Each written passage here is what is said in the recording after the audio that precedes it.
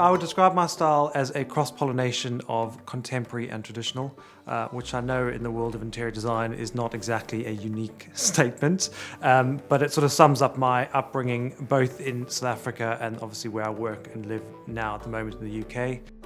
The beauty with the Dulux Heritage colour palette is that it's the perfectly curated palette for you. The trick is just to pick a beautiful all-over colour and then pick another contrasting colour or supplementary colour to go alongside that. Working within the shades of the Dulux Heritage range will just quite easily allow you to create a scheme that feels curated. When it comes to picking an all-over shade for a room, I think a lot of people are naturally led to using a white or a light colour. We layer in the colour we want, whereas I find, and what I try and push my clients to do, is to try and find a darker all-over colour, and then you layer in light. So you introduce lighter shades, whether it's with curtains or fabric or your sofa or artwork on the wall. I think what that does, it creates a room with depth as a starting point, and then you can sort of ease up on the colour thereafter. So one of the main colours that really spoke to me in the Dulux Heritage range was the ochres and the master's golds. I think ochre is one of those shades which I sort of look for in multiple elements throughout a scheme, and it's quite a personal colour to me.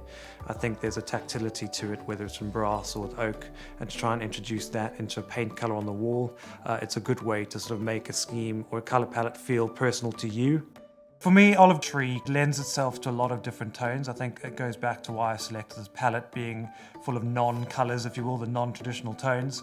And then when you mix that with the master's gold, it has a sort of contemporary edge. I think so often we think of just paint as a colour, but we underestimate the texture and the sort of the luxuriousness that sort of paint in itself can bring to a room. As a starting point for the all-over colour of a room, I think it's quite important to just consider what feel paint actually brings into a space. So one of the easiest ways of creating a sort of layered and textural space is, I find, the contrast of both warmer and lighter shades. I think that contrast is the first sort of step, as I said, to that curated luxury. And then from there, introducing those same tones, both in fabrics and finishes, be that metal or wood. I think it just creates, a step-by-step layering process, and I think it all starts with paint.